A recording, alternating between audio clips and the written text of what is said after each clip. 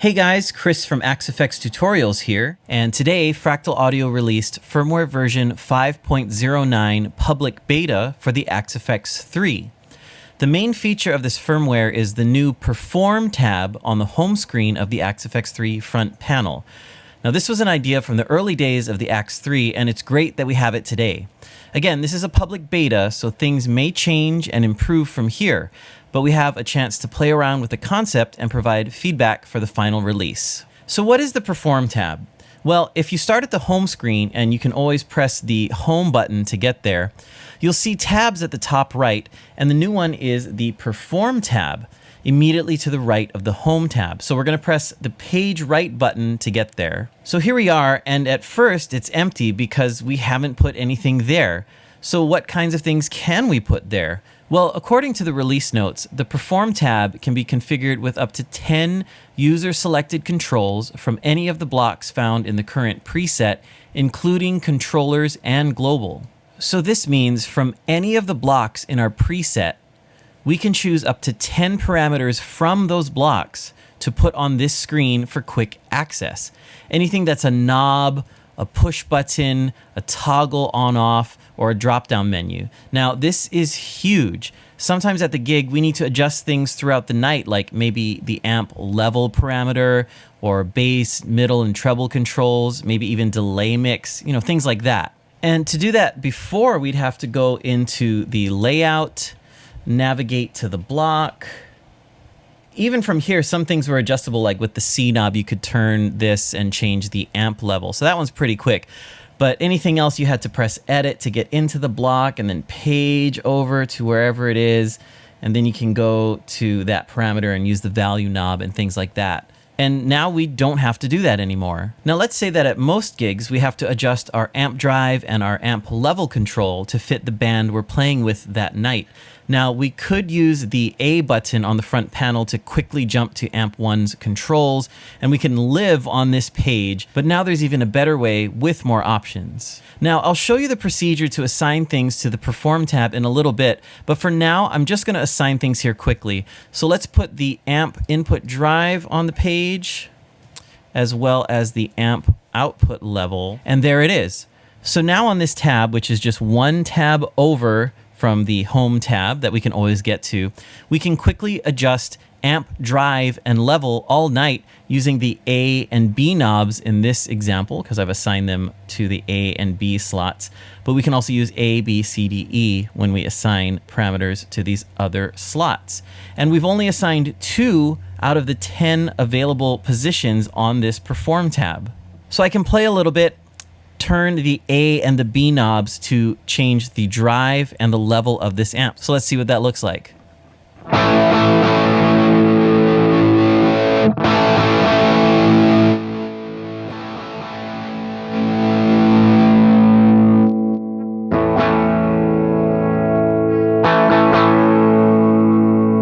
That's really cool and so easy to use. Both knobs that I use all night, drive and level, are right there at any time I need to during the gig. But again, that's just 2 out of the 10 possible slots on this Perform tab. What else do we need to access quickly throughout the gig? Well, maybe bass, mid, and treble from the amp block as well. So I'm going to assign those. And there we go. Now I can adjust all of those things right on this Perform tab.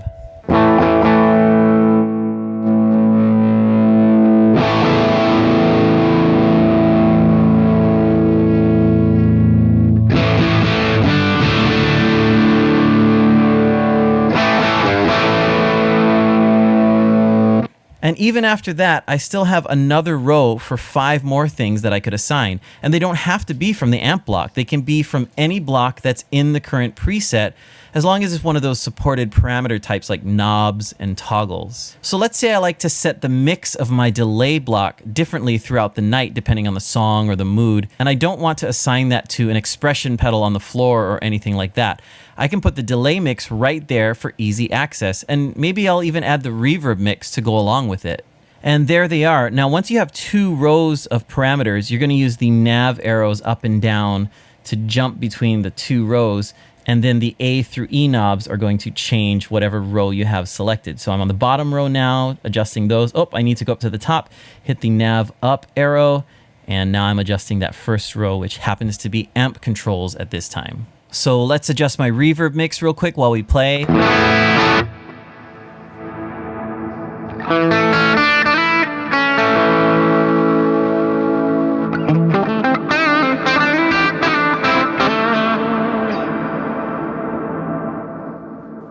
And then let's adjust our delay.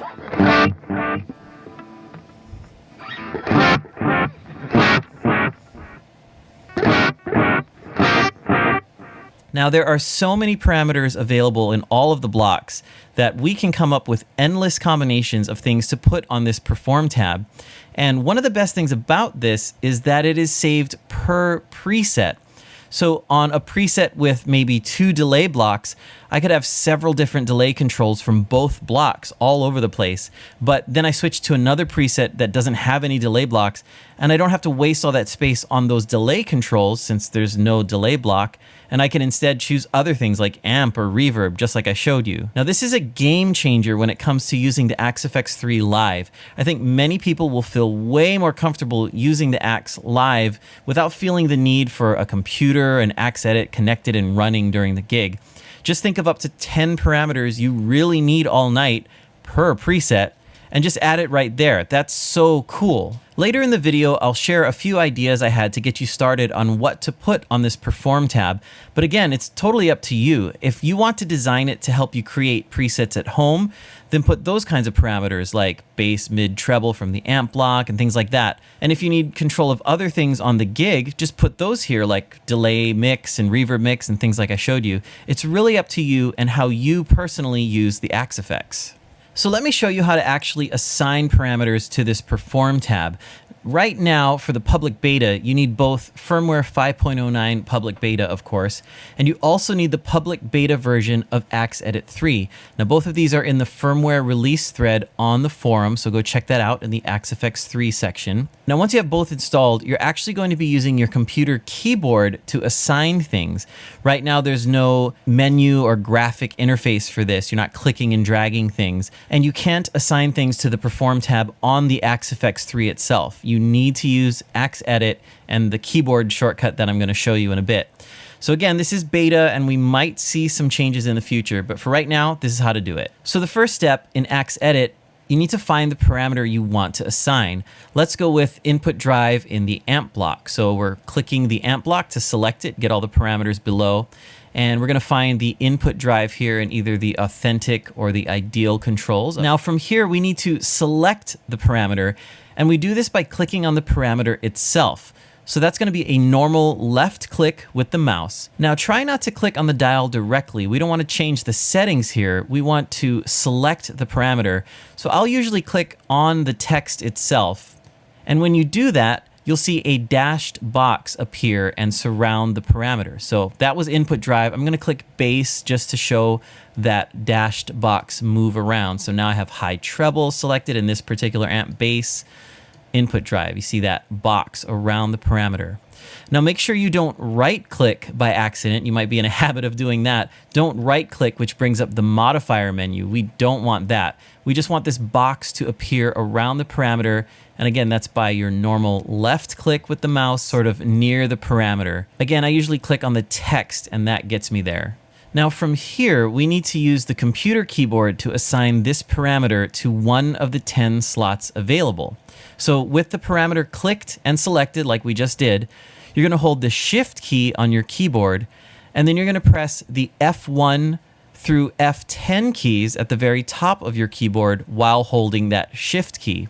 So F1 through 10 corresponds to the slots 1 through 10 on the Perform tab. And after pressing the function key, the F key on your keyboard, you can let go of that Shift key. So we have input drive selected. Let's assign it to slot 1, which is Shift plus F1 on my keyboard. And there it is. You can see it popped up on the front panel. Now, if I press Shift plus F2, the same input drive parameter will also be put in the second slot of the Perform tab. So now I have two of the same exact parameter on the Perform tab. And just to demonstrate, I'm going to press Shift plus F10 to put it on the last slot over there. You can see it popped up there. Now, we don't need to put the same parameter multiple times. That's a waste of space, but I just wanted to show you that it's possible and probably something you don't want to do. You don't want to put amp drive in 3 separate places. There's no need to do that. Well, then how do you get rid of one of these assignments on this Perform tab? On a PC keyboard, if you're using Windows or other PC-based computers, you're going to hold the Shift and Control keys, and then you're going to press the F key for the slot that you want to delete. And on a Mac, you're going to hold the Shift and the Command key and press the F key on your keyboard for the slot that you want to delete. So I'm going to delete slot 1 and 2, leaving just slot 10 assigned to the input drive. So I'm going to hold Shift and the Command key, then I'm going to press F1 to clear that slot. And I'm still holding Shift and Command, and I'm going to press F2. That one's deleted, and then I can let go of everything. And let's look at a few example Perform tab assignments that I made up to help you get started. In the first example, I've made an all amp setup with some of the most common amp controls.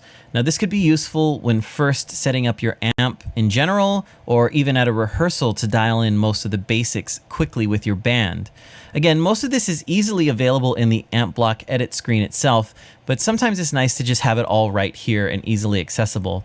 And you might notice in this example, this is the first time I've showed a toggle feature. This is the input boost of the amp control, and it's sort of an on-off thing. So using the E knob, turning that, it's turning it on and off, while the other ones are dialed. So in this setup, I put input drive, bass, mid, and treble, as well as level of the amp. And this is all amp 1, of course.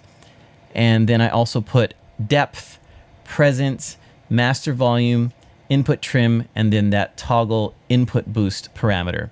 Kind of neat to have it all in one place, and you can just quickly dial in things right from here. Or if you have a preset with 2 amp blocks, you could put some of these controls from each amp block to more easily balance the 2 tones. So in this example, I have amp 1 and amp 2 drive right next to each other, so you can quickly grab amp 1 and amp 2 to balance the drive, and then you can go over and quickly balance amp 1 or amp 2 level to blend those how you need. And on the bottom row, I just put the master volume of each depending on how you might mix those. So that's just another idea if you have 2 amps in the preset and you're trying to blend them. Sometimes it's hard in Axe Edit to click both blocks over and over, adjust volumes and things. It's way faster right on the hardware, even faster than Axe Edit, I think, for something like this. In the next example, I have some of the amp controls from the first examples, but I've added on the bottom row some of the common controls needed during a typical gig from some other blocks. So on the top row, you'll see input drive, bass, mid, treble, and level for amp 1. That's sort of normal stuff. And then on the bottom row, I put reverb mix, delay mix. I showed you those a little earlier, but then I put the drive from the drive block as well as the level from the drive block. And then I chose to put the level in the filter block. Many people use a filter block to boost their level during a solo or something like that. They put it at the end of the chain, like you can see here, and then they turn it on when they need everything to be louder, turn it off when they don't. And sometimes you're gigging and you're like, ooh, I have the boost on, but it's not loud enough, or wow, it's way too loud. Well, now I have the level parameter here from the filter block. Right here, I don't have to go menu diving. It's right there. Ooh, I need a little bit more. Grab the knob, turn it up, finish my solo, and then we'll hit store, enter, enter, so we can save that for next time. But really, really cool that I can just grab any of these right from the block and have it right on the main screen without menu diving. For another example, I've put some of the controls that can help you adapt to different rooms for different gigs.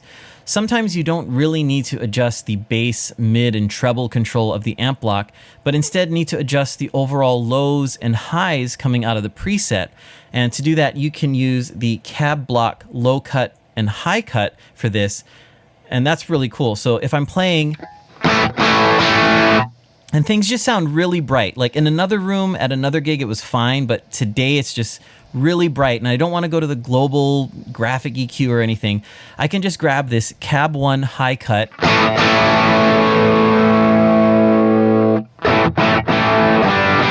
and that's an extreme example just so you can hear it, but I mean those highs just went right away and it sits right in at the gig. And if I went a little too much, I could just turn it up.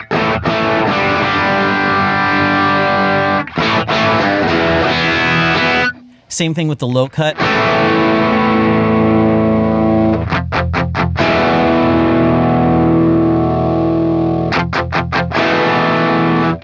can use that to get out of the way of the bass player if for some reason your preset's super bassy. But that's really cool to have those right there. I think you can adjust your preset really quickly. Just hit store, enter to save the changes you just made, and boom, you're sounding good. Also, as an example on this bottom row, you can put global reverb mix and global effects mix. Now you might be thinking, where the heck are those? Well, in Axe Edit, if you click this setup button at the top right, you get to the global menus that you normally have to menu dive on the Axe itself, but we have some of it in Axe Edit here. So these are the ones I grabbed: global reverb mix, effects mix, and those sorts of things. So I can change it here and it changes on Axe Edit, of course, because it's the same thing. Now, if you are going to use these global reverb and effects mixes, just make sure in your reverb and whatever block that you choose this little global button as well and store the preset. That's when that global reverb mix will affect things. You have to have that little global switch turned on, but you can read more about that in the manual. I just wanted to show you that tip real quick. Also on this bottom row, I have some tuner options that I chose. I can choose real quickly what input I want the tuner to listen to. Everything, input 1 only, 2, 3. This is good if you have multiple guitars plugged into the Axe effects and you're changing them throughout the night, and then, oh, I want to tune with the guitar on input 2. It's my acoustic, so boom, change that. And maybe even sometimes during the night you need to change your tuner calibration from 440 to something else. You can add that sort of stuff right here as well. So again, it depends on what you actually need. I'm just trying to show you some examples of what's available. For the last example, I wanted to use some parameters that you might not normally use, but these are in some common blocks that we see all the time. So some of these are just for fun. From the delay block, I have time and tempo here, and you can choose the specific time in milliseconds if that's something important to you during the gig.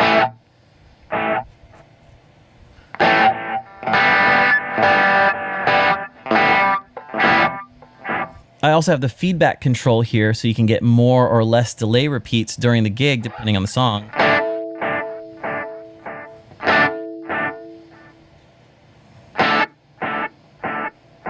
I also have the tempo control here, so if you want to change it to dotted eighth notes or quarter notes right from this screen without changing channels or anything like that. And again, once you do that, the time parameter is locked in, the same as it is in the delay block itself.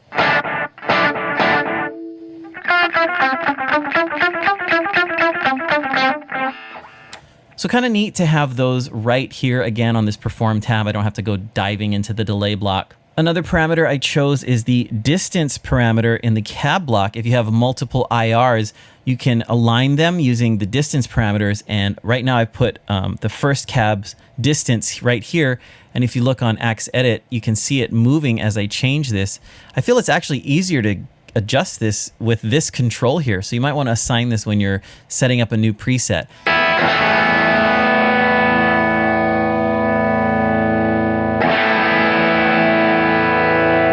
Now that's a subtle one. You might not hear the difference right now, but if you're familiar with adjusting the alignment of cabs, this might be a really, really cool assignment for you to use. For fun, I also added the room level parameter from the cab block.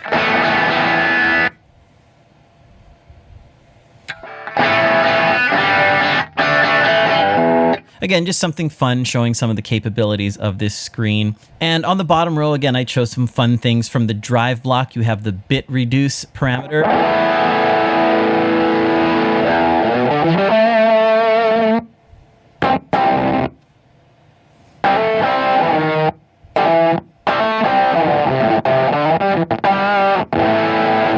I like using this one at the gig if I want to pretend like my guitar is broken so I can take a break and walk off the stage. You know, you just turn it all the way up, or almost all the way up.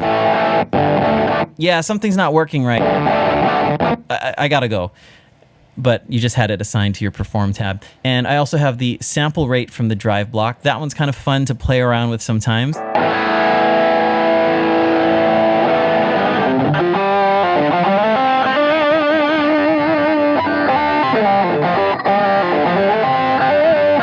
Another parameter I have here is the shift parameter from the pitch block, and I have it set to virtual capo. So sometimes you want to drop the guitar down by half a step to play an E flat or something like that. And by assigning this right here, I can hold a chord and just change this shift amount to whatever I want during the gig.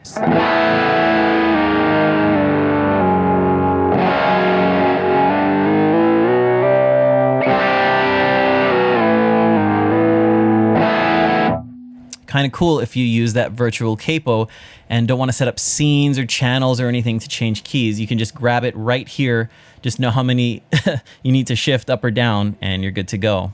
I also added the metronome volume. Right now it doesn't say that, it says global output 1, but if I turn this up, we can start hearing the metronome. So I know that's important for some people and they wanted a quick access to that. So you can put that on this screen right now. And last, I actually have the tempo from the tap tempo menu, the global sort of tempo. And if you need to dial that in specifically without having to hit the tempo button and go to that page, now you can grab that real quick and just get to the exact tempo you need during the gig for different songs. 155, oh, this next song's at 105, I can dial it in real quick. Let's say the band leader calls different songs, the set's never the same, you never know what tempo you need to be at, you can just grab it right here. Oh, this song, it's at 99 BPM, boom, done, ready to go. So there it is, those are just some ideas to get you started, and we have our public beta of this Perform tab. Now, many of us have wanted this for a while, and now we have access to it. It's super cool and it can help everyone adjust things much easier on the gig or even at home. So just think about what you use the most and what you need access to, and then put it on that Perform tab. All right, that's it. Have fun.